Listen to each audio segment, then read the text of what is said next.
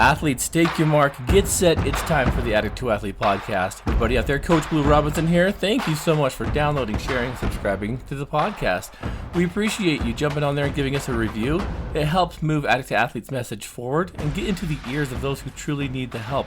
Whether it's addiction recovery, or mental health awareness, or just team support, Addict II Athlete's podcast is here to help. Athletes, I am excited to talk to our guest today. I met him several weeks ago as I was being talked into throwing myself out of an airplane with Coach James Johnson of the Uinta Basin Addict II Athlete chapter. And when I met this gentleman and heard just a small section of his story, I was very intrigued and had convinced him to come onto the Addict II Athlete podcast, talk a little bit about his experience overcoming adversity. Today we're going to be talking to Shadrach Feild. And Shadrach, you're a muggle, and so muggles are those who don't necessarily have an addiction, but you've overcome some major experiences in life that I think can be very inspirational, having had the same experiences with pain and frustration, sadness, depression, all those things that we all go through, yet you chose a more excellent way to cope with this. So Shadrach, would you mind sharing with the team a little bit about you? Maybe dive into your story a little bit, and then we'll pick it up where I met you as we were going to throw ourselves out of a perfectly good plane. Okay, sounds good. So I guess a little bit about me and my family, kind of my upbringing, if you will. I'm one of three children. I'm the oldest. My little sister's Mackley, and she's married to a rodeo guy. They have a trucking company in North Dakota that they'd started with my dad. And then my little brother Casey, he's a bareback rider. He's a big rodeo guy. He's actually a 5-time world champion bareback rider, which is pretty cool. There's only 2 other guys that have ever won 5 world titles in his event, and it was back in the 70s. And so he's making a name for himself for sure in the rodeo world. And then my dad was a 5-time world champion. He was a 2-time bareback world champion and a 3-time all-around.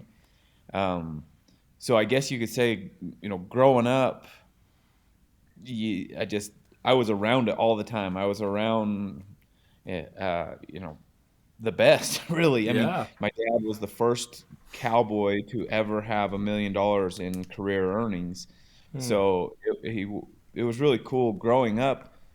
He was nothing but dad to me, but he just, he was the man. But like I said, he was nothing but dad to me. But being so and his accomplishments, I just assumed or knew from a very young age that I thought I'd be a world champion. It never even came into my mind that I wouldn't be a world champion. It's all I knew. I just saw my dad do it, and it looked, so I kind of was raised a little bit with that mentality. Like in my home, if my mom, probably the worst thing you could say in my home was I can't. Oh, you could probably curse and get away with it a lot easier than saying I can't. So that was very well known early on. Say that in my home. Yes. Perfect. Yeah, and we grew up kind of with the mentality and the attitude that you can literally do anything you want. My mom probably even more than my dad, even though my dad was the world champion, but my mom was she said, you want to be an astronaut, go be an astronaut. Whatever you want to be, you'll be that. Just be that. So she instilled in us at a very early age that mindset is everything. And if you think about yourself and what you think about yourself and what you say about yourself eventually will come to pass. So to be really careful with the things that you say and believe about yourself. But my dad, he died 4 years ago. He had pancreatic cancer, and it took him very quickly. It got him in about 6 months. So oh wow. That was a huge blow to our family. Yeah. He was quite the guy. He was a really special person. He's in the Utah Hall of Fame and the Utah Sports Hall of Fame and a few others around the country. So wow, he's a really cool guy, but very, very humble. You would never know he was a 5-time world champion. My brother, likewise. They're just put their blue jeans on every day and go to work kind of guys. That's Real cool. humble, neat people. That's awesome. That is way So yeah, cool. So you learned from a real young age that that you had the humility, you had the respect, you had the can do attitude. Even when things kind of probably went sideways, it was still like dust yourself off, get back on, and do it again, and see what happens. And that sounds yeah, like it had a major like effect on all of you. You know, to kind of see things not as like impossible, but really kind of like inspire to become. And I love the fact that mindset is everything. Did you realize yeah. when mom was teaching that principle and dad was showing it and you guys were experiencing mindset is everything that you'd need that at a time in the near future? No clue. I Yeah. mean, it was just something that some kids are taught at a young age how to use computers. Right. I don't know. It was just something I never even realized that maybe my environment or how I was being raised, had no idea that it was different from all my buddies and everybody else. I just assumed every family was that way, and Yeah. at a young it was hard to know those things at that young of an age, but it really set me up, and my brother and my sister, it set us up for life, really, That's through other principles, hard work, honesty, integrity, all the great principles that we're taught. But number one, probably for us, and I'm not saying it was mindset, was right. believing in something and knowing that you could accomplish something. That was probably the number one thing that was taught in my home. Man, that to me is a huge principle. And listeners, that's the same with recovery. Mindset is everything before you even approach that starting line of wanting to change your life. Because, if you believe you can or you believe you can't, right? Henry Ford, you're right. So if you believe you can't, you won't. And if you believe you can, you will. Both of those things take time, but mindset is so crucial. I'm so glad you brought that up. I think it's a perfect title for today's podcast. Yeah, But cool. I really think that that with that mindset of all I got to do is suit up and show up and give it everything I've got, um, outcomes are very possible and very likely. Self doubt in the middle of a situation where you're trying to change your life, where you're trying to accomplish something difficult. Sometimes you got to take a knee, right, and just rethink things. I mean, sometimes self doubt can come into play even when you have a mindset of it's possible. Um, I think this is a huge principle, and I'm glad that we're touching base on this. Because if you will now, Shadrach, will you share a little bit about how that statement, that lesson, played into your life very significantly? Sure. So, uh, just a second to back up. Like, I always thought I'd be a world champion rodeo cowboy. Right. Obviously, that didn't happen. I compete professionally still, at a much lower level, um, and my career path took a different route. So I got into, um, I oil field and real estate and different things. I'm an entrepreneur at heart. I have a lot of ADD, so I'm all over the place. I've got Yeah. businesses kind of all over the place, but um, it's a success mindset. It's not. It doesn't matter the event or the sport or the career path that I've taken. It's a mindset that will create success in whatever you do. But yeah, it really set me up for some of the trials I was going to face later in life, which have really come to pass the last year or so. And I can kind of dive into that. I've always been a guy that loved aviation.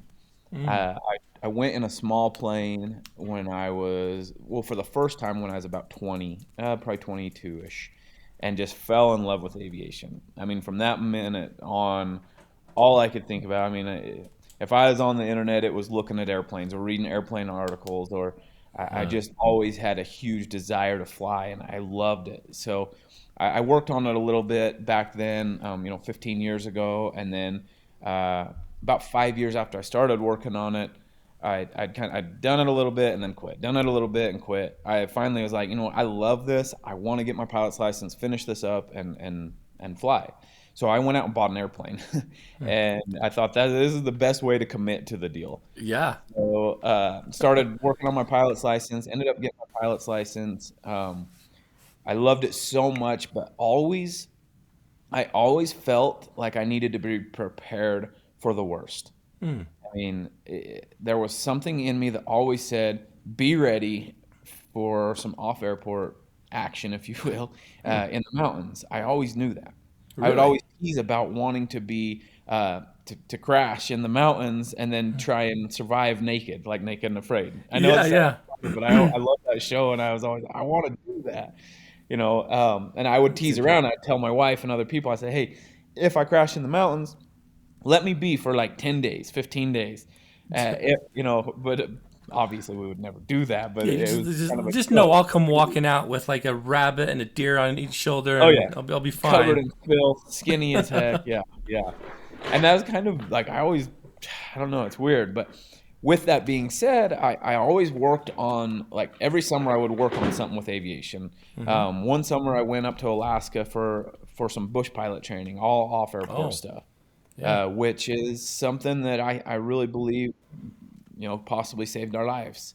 Hmm. The next summer I did, I think, like 30 hours of aerobatics. Wow. So I've always working on my skills as a pilot, Right. whether it's studying charts and books and whatever it was. I always worked towards it. Wow. And little did I know that that was going to be huge in my life. Right. I'll jump right into that day that it happened, if that's good with you. Yeah, please. Okay, so August 7th of 2020, last year, we had some friends out, and the night they came out, actually the night before they came out was a Thursday night, and I competed in a CrossFit competition locally here. I'm not a great CrossFitter, but I really like to compete, and I love CrossFit, so I compete in the county fair. I'd go to 2 or 3 competitions a year just Hmm. kind of for fun. Yeah. But so I competed Thursday night, and then Friday morning we had some friends out from the city, and they're big YouTube stars, so they were Hmm.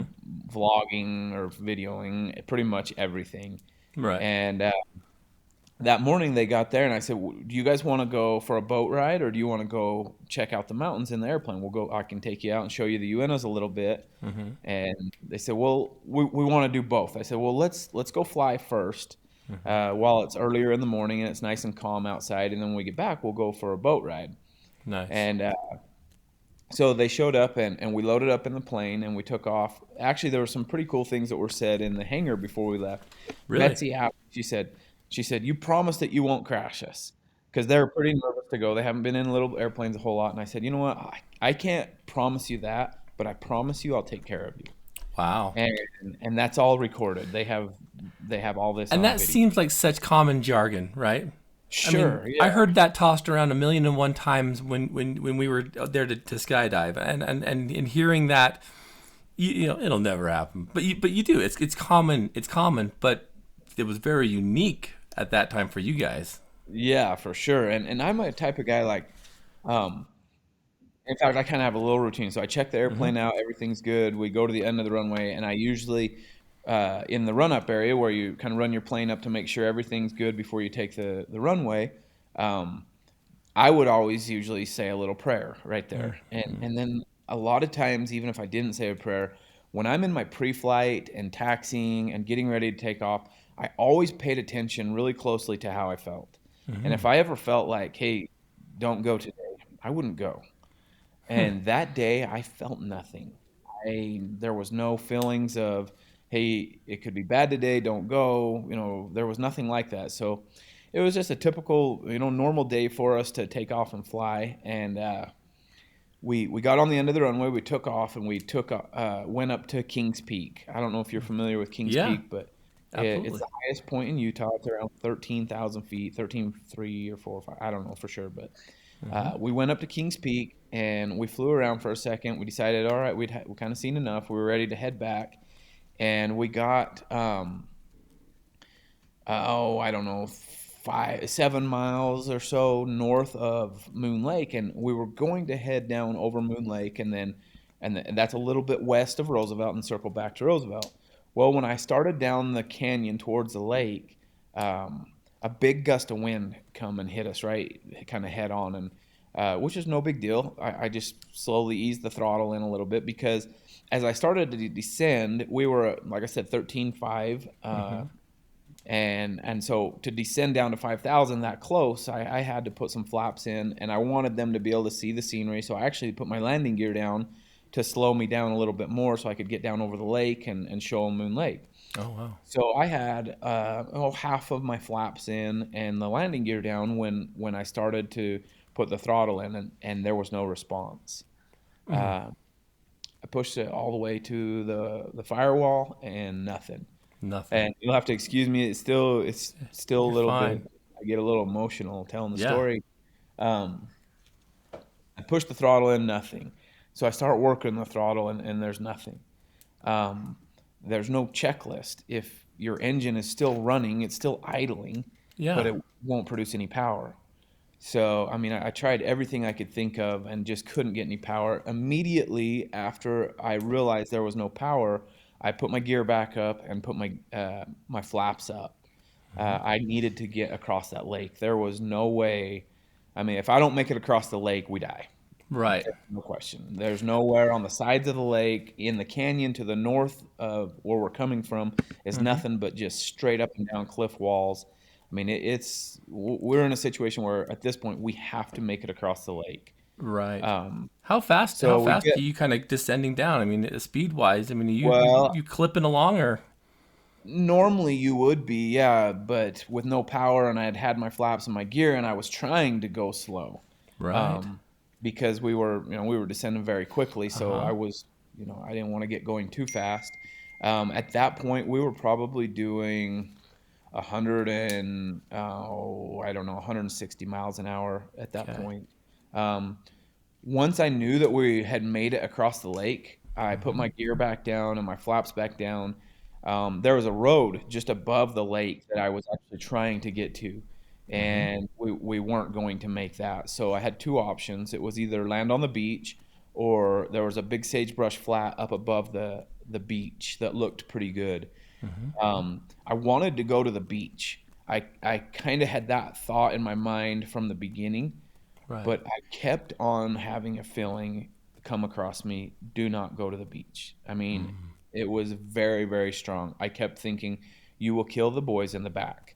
So there was me and Gentry in the front seats, and my wife and his wife in the middle two seats, and then the back two seats was their twin boys that were 16 years old. Okay. And I just, like I said, I just kept getting the thought, you'll kill them. I kept thinking, if I land on the beach, it's going to endo and kill those boys. Well, as we got closer to the beach, there were people all over the beach, Oh, and wow. I can't control at that point. I can control left or right, but nothing else. So Right. the beach was out, so I was going to go to the sagebrush flat. I lined up for the sagebrush flat. We were kind of set up to land there, and got a little bit slow, and then one of the rudder pedals was pushed a little bit out of kind of bracing, and it turned the plane. We lost a lot of speed. I tried to nose it over really quick. Anyway, we ended up coming pretty much straight down from 75 feet because we didn't slide very far. That's where it got pretty difficult. Yeah, I can imagine. There's probably so much going on in your head. Yet being aware enough to make those decisions, Shadrach, that blows my mind. And in the middle of crisis, and in the middle of of all these things that you can and can't control, to be open-minded enough to not just make decisions, but to listen. And we talk about spirituality quite a bit on Team Addict II Athlete. We really do. It's a part of recovery. It's a part of all of us. I can only imagine that was kind of your experience as well. Of like, you can't land on the beach, but you're like, but that's where I want to go, and it's like, no, you can't.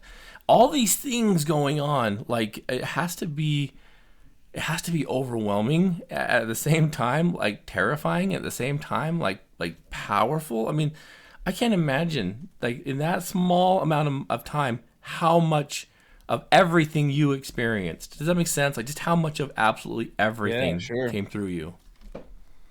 Yeah, I mean, we from the time I lost engine power, we figure it was like 7 or 8 minutes till we hit the ground. So there was 7 or 8 minutes there of You know, when I watch the video back, because like I said, you can go watch all of this on YouTube. They videoed the Really? whole thing on their YouTube channel. It's on my YouTube channel. I mean, right up till impact. Mm-hmm. And you can see I was calm. I was to watch the video back, Mm-hmm. I can't hardly do it.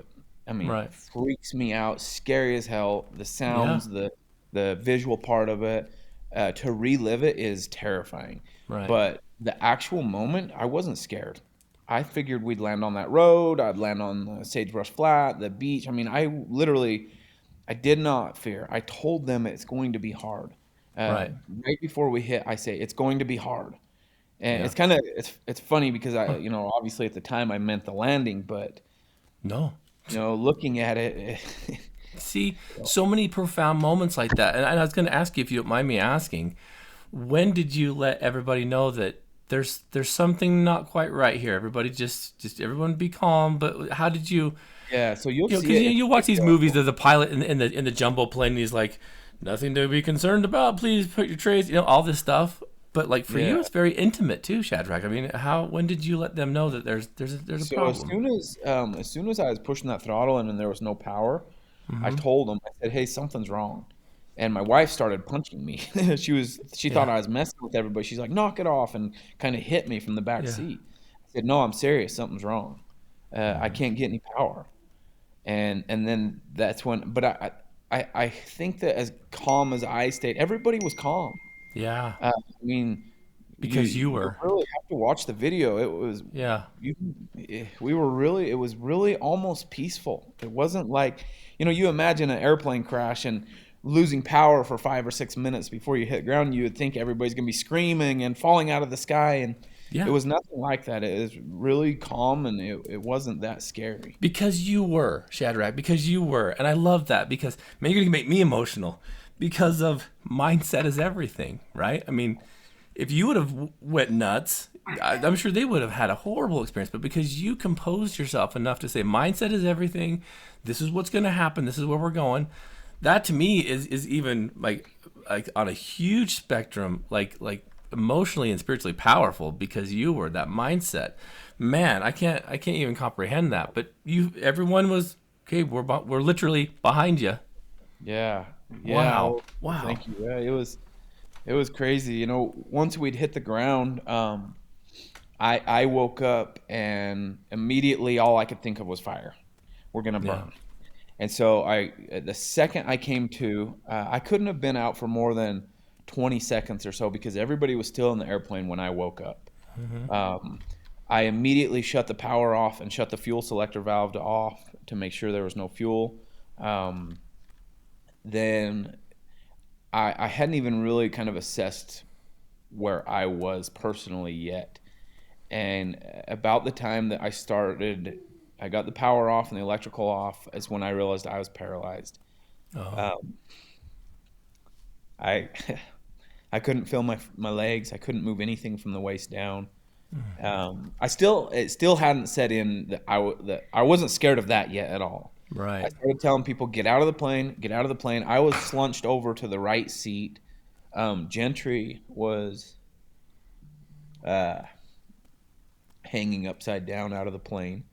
He Mm-hmm. had fallen out, but his legs were all broken into pieces, and they looked like snakes wrapped around the pedals. His Wow. face was smashed pretty bad. He had blood covered his face. He was hanging upside down. His eyes were open, and he was unconscious. And I thought he was gone. Right. Um, that was really hard. Yeah. As a pilot, you feel responsible, regardless of how well or not that I did as a pilot. Yeah. Up till that point, I felt the responsibility of my passengers. Absolutely. And I thought he was gone. My wife's arm was mangled. She was knocked out, but she had come to at this point. Everybody was able to get out of the plane except for me and Gentry. I started yelling at him to get Gentry out first, Right. just because his legs and everything, and I was thinking of fires. I wanted him out. Right. So I made sure that he had gotten out. Enough people had showed up at that time, which is another miracle. There Mm-hmm. was like three first responders, Mm-hmm. actual first responders, EMT, paramedics, highway patrolmen, Really? On location, up in the mountains, in a remote area. They were within 10 minutes of us crashing. They were there. They were there camping. They were there visiting the lake. Just happened to be there that day. My Had they not gosh. been there, Gentry would have died, and I don't know how much worse off I would have been, because the way that they extracted me from the plane, that they got me stabilized on the ground, Gentry as well. There's no phone service up there at Oh all. yeah. So someone had to haul butt back to the lodge and call 911. I mean, we were a good hour and 45 minutes or so. I was an hour and 45 minutes before I was in an ambulance. I think he was out of there in about an hour in a Good helicopter. grief. I mean, you look at that too. I mean, again, you hear this from time to time where people are in the right place at the right time. And I'm a firm believer that nothing happens by coincidence. It all happens on purpose. Again, that blows my mind, because if you would have tried to go anywhere else, it could have been a delay. It could have been longer. It could have been more difficult. So, Yeah. just being aware and putting it literally in God's hands, I think is something that we all need to do in life. Just not when it's these kind of teaching moments, right? It's like, hey, try this when life is good and see what happens, because man, this stuff right here, this is powerful. Yeah. Well, I So mean, along those lines, please. that's something I learned is, a thought came to me when I was laying in the hospital that, what happened? What, why me? Why this? Why the situation? But what happened? And a thought came to me that altitude, when you're flying, is the same as your relationship to God. I mean, if your relationship to God is close and good, it's the same as having a ton of altitude. Right. Had I been at 13,500 feet when I lost my power and hadn't slowed down and started to descend and get lower so that we could see the pretty, the scenery, had I been up higher and maintained that altitude, then when the engine failure came, I would have had so many options. I could have Right. got to any highway. I could have got to any airport. I could have, it would have been easy. It would have been Yeah. nothing. But Yeah. because I had almost gotten complacent, was I doing anything illegal? Absolutely not. Yeah. Was it the safest thing to do? No. Getting down that low over that lake with no options for when you have engine failure, that's not smart. And Yeah. I knew that. I mean, I had these thoughts a million times, and so was I complacent that day? I'm sure, a little bit. Even though it wasn't illegal and I'd done it 100 times, I had buzzed over that lake literally 100 times. I loved Yeah. it. It was so fun to scare all the people out on canoes. At, I I'd love it. cruise across that lake smoking. So, Yeah. but when you don't have that relationship with your heavenly Father, or that altitude, if you will, when turbulence comes in your life, which it will, Which it will. regardless of who you are or what you have going or how spiritual you are or not spiritual, you will have engine failure in life. You will have times where there's turbulence, and you need that altitude. You need that relationship with God, because it's never too late, but it sure helps. It makes these trials and these things we go through, it gives you options. It makes it so much easier. So I had those thoughts come to me while I was laying in the hospital, and they came to play throughout the recovery process a ton. But Yeah. um, I know we're kind of limited on time, No, so I don't want you're fine. Please go. Yeah. Okay, so anyway, we wake up there. Gentry's gone. Jocelyn and I are in the ambulance. We're on the way to the hospital. They run out of pain, so they pick me up. They get me on an IV, and Jocelyn. We're in the same ambulance, and they get us on some IVs, which is amazing. I didn't realize how bad I was hurting until they took the pain away. We didn't make it 10 minutes, and they ran out of pain medication. And oh my gosh, her and I both, it started to come back about the same time for both of us.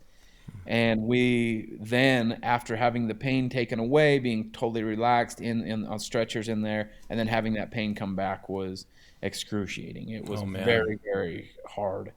It made the next 45 minutes to the hospital not very fun. Good grief. But we got there. They got us our pain medication. I was life flighted an hour later after they got me stabilized to Provo, and Jocelyn was released. She had a surgery on her arm. They put pins and a plate and everything in it.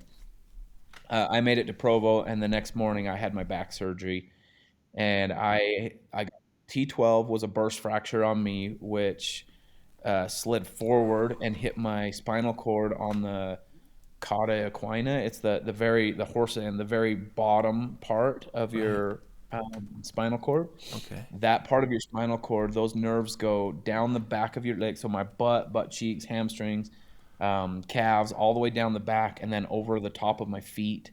And I had no feeling. I had some feeling at that point. Some feeling had come back in the front of my legs. I could feel them perfectly, and they worked fine. But nothing worked down the back, and there was complete numbness from the waist down on the back side, and then in the front in my groin area. So no bowel and bladder function.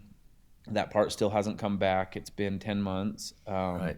I do have some sensation that's come back in the skin on my calves, and my feet are starting to come back a little bit as far as feeling goes, but I still can't move like my toes, or like I can't push with my feet at all.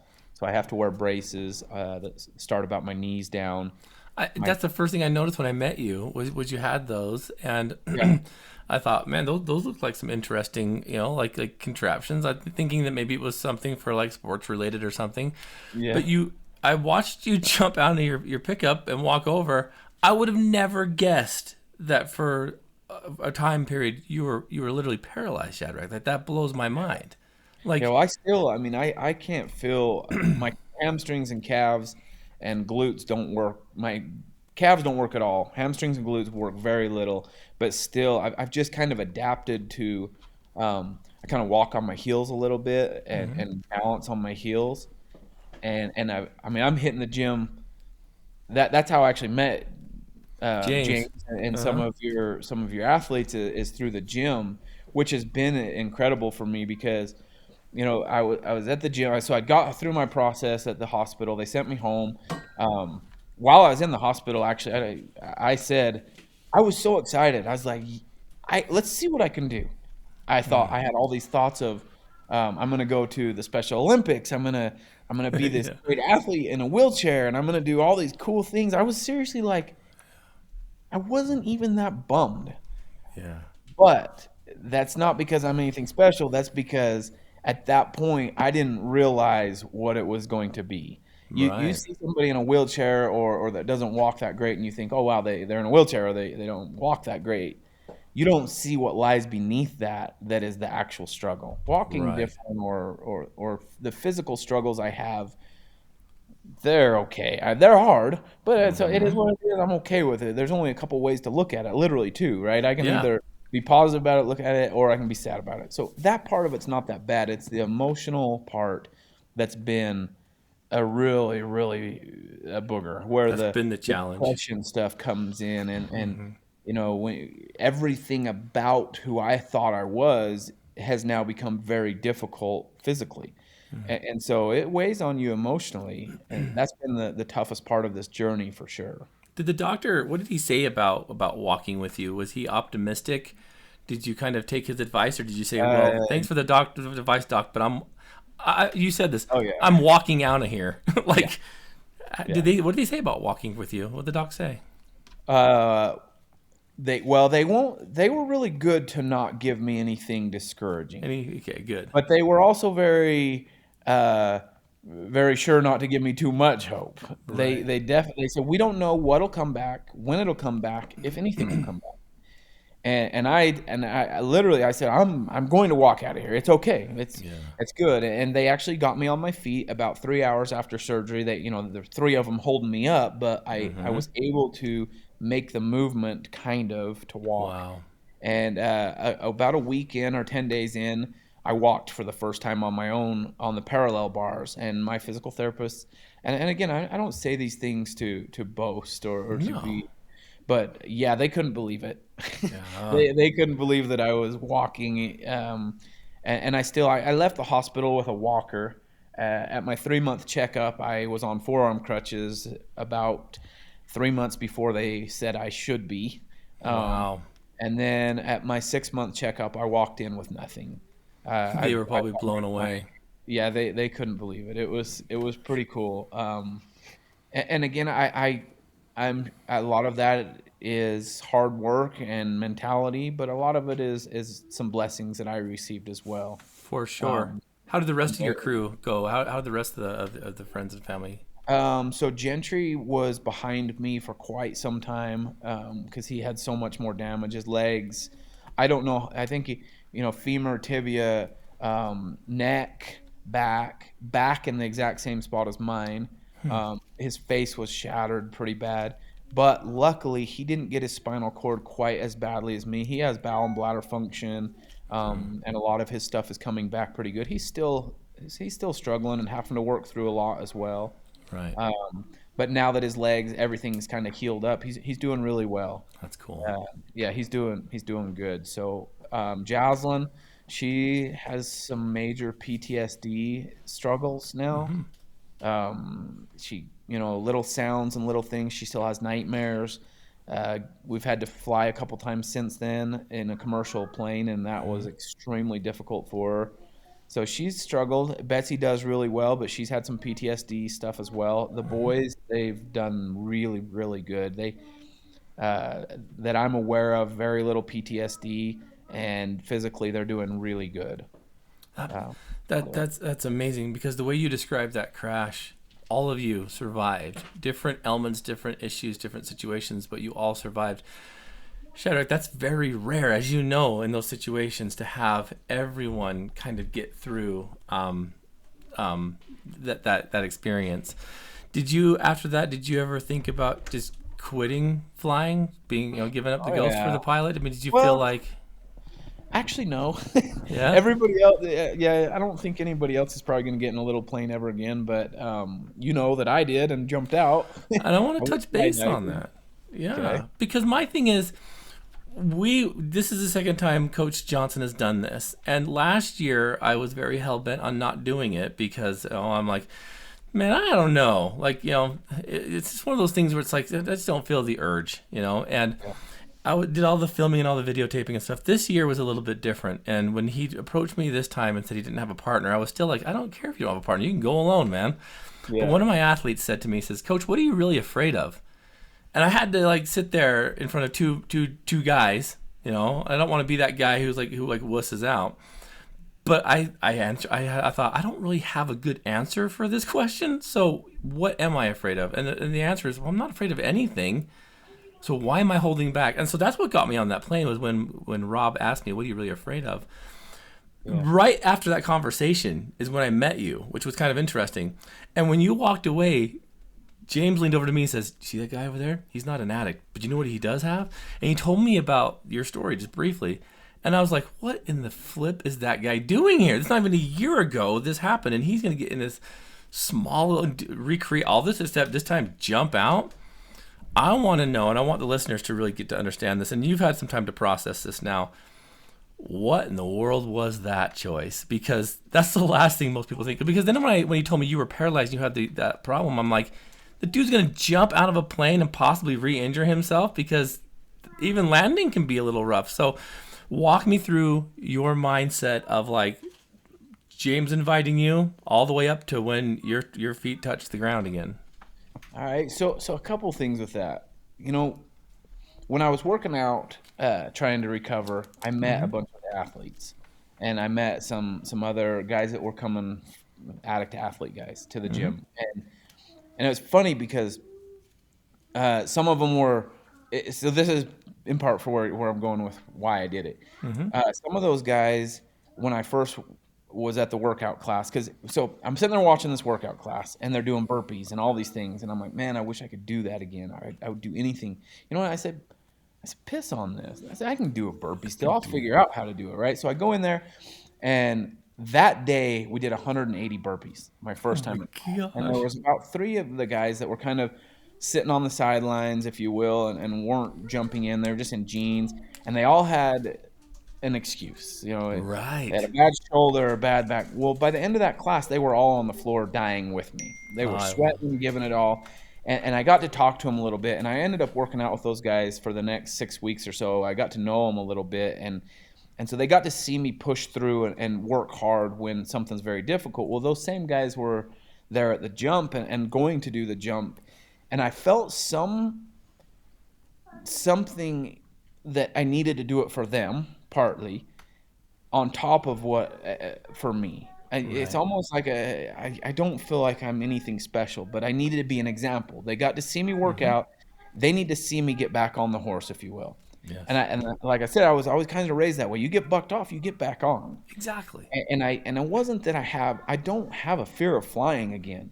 And I didn't know why I felt this desire to jump out of an airplane, because honestly, I never really felt that desire before the crash. Yeah. But it was kind of like, for me, I needed a fresh start to my aviation life, if you will. I love to fly. I love to do all those things, and I don't want to be afraid of it. So what better way? This is my mentality leading up to it. What better way than jump out of the airplane and skydive to get over that, whatever fear might be left over? Because I really couldn't tell you. I didn't think there was any fear.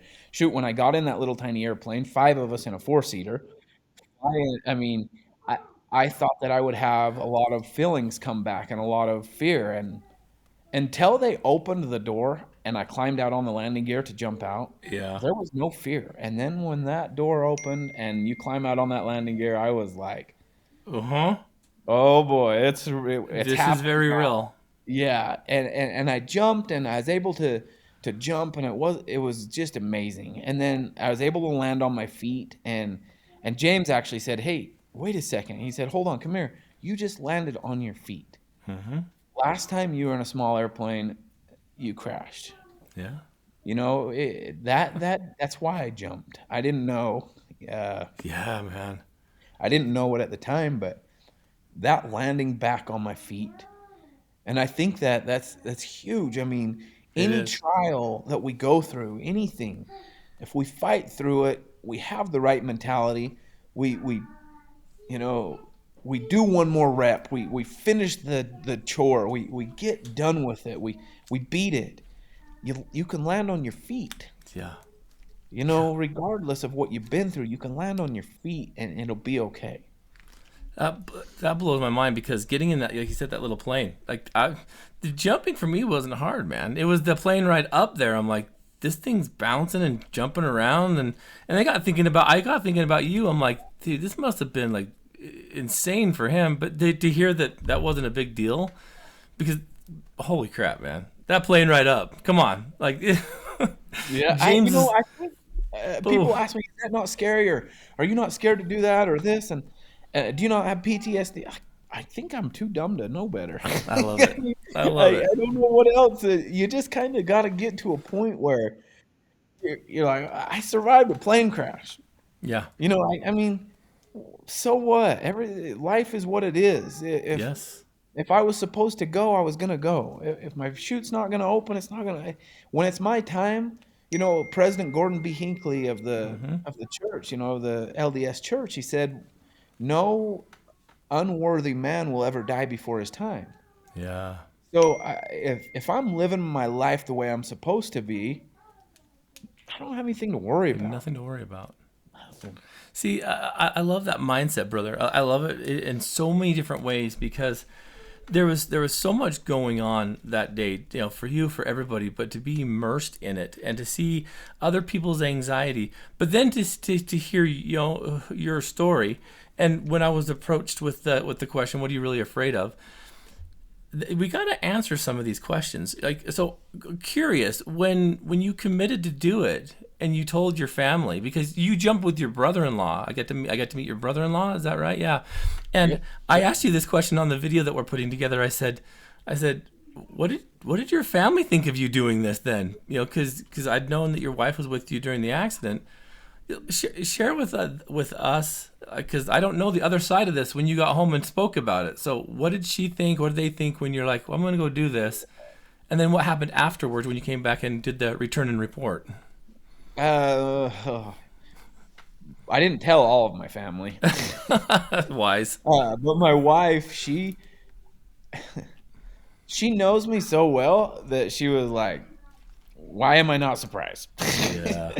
Yeah. Like, I'm kind of an adrenaline junkie anyway, and like that kind of stuff. She didn't like it, and she had some moments.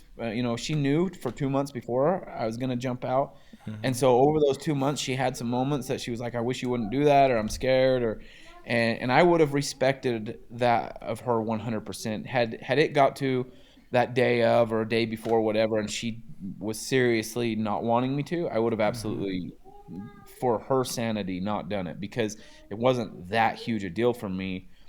But she was okay with it, and I think that she realized what it would mean to me and how important it was to me to get back in and get back on and go through it, because nobody put up a fight about it, but they were like, okay, you're crazy, Yeah.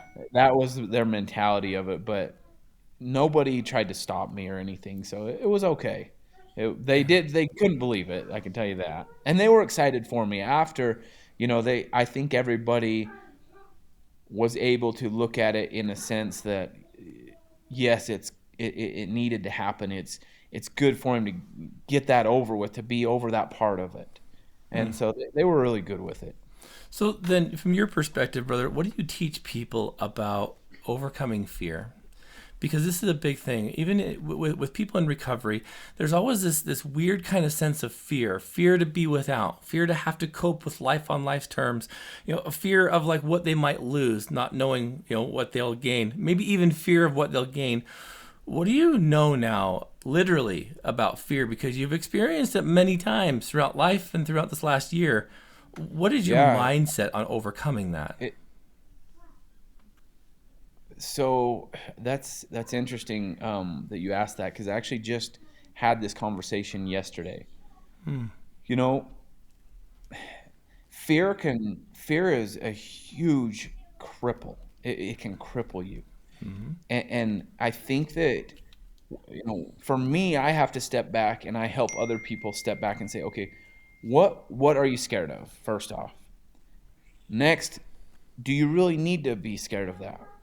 Then where does the fear come from? And to me, fear is Satan's biggest tool. Oh, yeah. The fear of I think that he can work on us. Satan can get in with fear.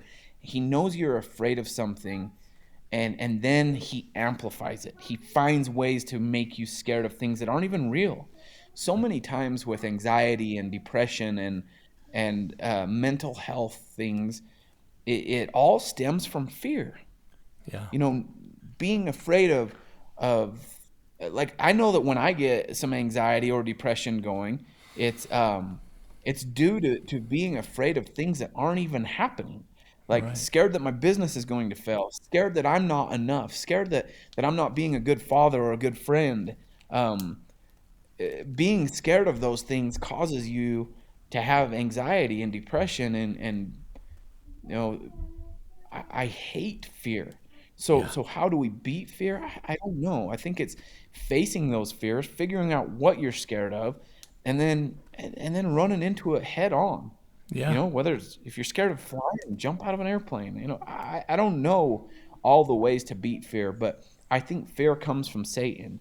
Yeah. So if that's the case, how do we battle it? We got to battle it with our Savior. Yeah. Through prayer, meditation, recognizing our Savior's hand in our life. Those are the ways that I deal with fear, and that I would suggest that other people deal with fear. See, then maybe I'll give you a little antidote for that, because I'm with you 100%. And what you just described is having faith in something. Faith and fear are the exact same thing when you boil them down, with very different outcomes, right? So what you've just described, I talk to the athletes a lot about replace your fear with faith. It's the same flipping thing, right? It's something you can't see that's giving you these emotions.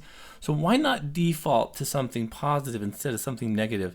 You had every right and every I guess opportunity to default into fear, but you chose faith instead. You chose faith in James. You chose faith in the pilot of that plane. You chose faith in the guy who's strapped to the back of you. Like, all these things you applied faith in. When you were coming down across the lake, you applied faith, in your skills and what you've learned, and who's ultimately in control, and the doctors. I don't think we truly conceptualize how important believing in something we can't see instead of fearing something that might be it truly is in our lives. What do you think, brother? Oh, absolutely. I mean, I think you're 100% spot on. Faith is it's the thing that can beat fear. And I think that, to take that a step further is, I think that the second like, I had this conversation with my wife yesterday because since the accident, she'd been scared of everything. Everything scares her. And we had this conversation, and I said, I think that you have to beat that fear quick. You can't let it set in. You can't let it get into you and have that seed planted. So the second you feel those thoughts, that fear sneaking in, you have to combat it with something quickly. And I think that that's where people screw up. Yeah, they try and combat it with these things that we're talking about after that fear has already done so much damage. Yeah. So moving forward, as people hear this, I think that you got to very quickly head that off. So the second you feel that fear come in, you got to replace it with something. That's why I love the skydive deal, but I mean, replace your thoughts quickly with a positive. Instead of, oh, my kid's going to get in a car wreck today, just because you're scared and paranoid of everything today. Think, my kid's wearing a seatbelt. I've taught him well enough to be aware at the intersections. Replace those scary thoughts with some positive thoughts. Make them up. Yeah. Hell, they don't even got to be true. That's what you're doing with fear, right? You're making those up. Make something else up. So let's make something up that's positive, because we hear it all the time that you are what you think you are. You become what you believe you're going to become. So with our thoughts, if we know we're a scared person or that fear damages us, the second that fear comes in, let's intercept it quickly with some positive. I love it. That is genius. Literally, like, erase and replace, what we talk about so much on the team. You are spot on, because you're right. All anxiety is that prolonged fear. And it turns into this reality-based thing of like, now it is, but it's not. It doesn't have to be. And listeners, I hope you're getting something from what Shadrach's talking about. The quicker you can get that fear back into the ring and start swinging on it, the faster you're going to be able to replace it with something of faith. And I love that mindset. I've never thought of it that way, but it's true. It's all made up anyway. We make up all of these things, and shoot, if it's a once in a million time chance that fear does come through, well, then you just take that head on. Because when you guys were in that hangar and the comment of just don't do anything to make us crash came through, that was a little bit of fear coming through. Yeah. And replacing it with some faith. Shadrach, that it blows my mind. So I know, we are kind of getting close on time, but I want this thought from you. Now, having seen the team, Addict II Athlete, now kind of being immersed with people that struggle, because I'm a firm believer that when people get into addiction, they do that because, to a certain degree, fear wins. It's the pain. It's the fear of, I'm going to hurt, and I don't want to hurt anymore, and so therefore I'm going to take whatever this is to numb the pain. There was an interesting thing you said about your ambulance drive running out of that medication. What did you learn about pain throughout this whole process? Because to me, I'm thinking most people are afraid of that. That's what they're fearful of, is hurting. I actually have something I wrote down here about pain. Awesome. Let me see if I can. Because to me, that's one of the biggest struggles, And listeners, pay particular attention to this, because when we're in a constant state of trying to avoid it, that's why we go to our pharmacy, Walmart pharmacy, and see maximum strength Tylenol, extra strength Bear. It's like we want pain gone now, but we learned something from it. Please share with what you thought. Yeah, so it's funny that you asked me specifically about pain, because I actually just wrote this in my notes about pain, and thoughts I had come to me. So, and I don't even know if I wrote it good, and I don't even actually remember what I wrote for sure. But it says, sometimes I try to turn around the thoughts of pain as, okay, this has to be for a time, so let's do it. Let's go through it, knowing that if I get through it, I'm making progress towards a day with no pain. It will come at some point. Embrace the pain and struggle, knowing it is the path to recovery, and builds character and strengthens strengthens me mentally, emotionally, and physically. Yeah. The pain is what the pain is my motivation to get better. Absolutely. The pain is like, okay, I know this hurts. There is no way around this. It is going to hurt. But what is that doing for me? It's creating some strength, some inner strength, some mental strength, some physical strength. It's making me strong. So bring it on. Bring it on. Give me that pain. It's all about, I mean, you get used to the pain, for one thing. I live with pain every day. My feet and my butt, I have nerve pain in my, that's very excruciating at some times. But I've learned it's okay. Like the pain isn't, it does, okay, I don't want to sound fake because pain, it sucks. And it causes me to be edgy with my family. There's a lot of negative associated with that pain. Yes. So I'm not just like, hell yeah, hurt me. Let's go. I want some more pain. Yeah. I hate the pain, but it's okay. It's okay. Man. It's going to make me a better person and a stronger person if I let it. So I'm not saying bring it on. I want more pain, but the pain that I'm going to suffer and that's right here in front of me, it's okay. It's okay. I'll get through it. I don't need to avoid the pain. I can get through the pain and let it make me something. Let me see what this pain does to me. Yeah. It's, Yeah. I'm not going to let it affect me negatively.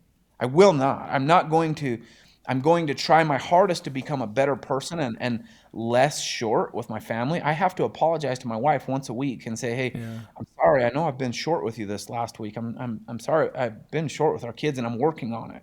Yeah. But that's part of what it's doing for me, right? That's the positive. It's making me have to work through some things to get some more patience, to become a better husband and a better father. So thank you, pain. Makes you aware. Thank you, pain. Wow. You don't hear that very often, brother. If I can be a better, more patient, loving father when I'm in pain, what happens to that day when I don't have pain anymore? I'll be a killer father. Yeah. I'll be an amazing husband, right? Yeah. So if I can be a good husband and a good father and a good person through this pain, watch me when the pain's gone. See, listeners, you're giving pure gold here, because what Shadrach's talking about, it runs through every walk of life. Addict, non-addict, rich, poor. What he's talking about is true principle for not just recovery, but for life, because we're going to hurt. I mean, none of us get out of this alive anyway. It's going to hurt. No, we're all going to have turbulence and engine failure. It's just so true, man. Shadrach, you have no idea how powerful this truly is. And maybe you do, but for us, us who invite the muggles on the team, everyone has a story. Everyone does. You have every reason to be a world-class addict, but you chose to be a world-class citizen, a world-class man. And it started with a little imprint way back then of mindset is everything.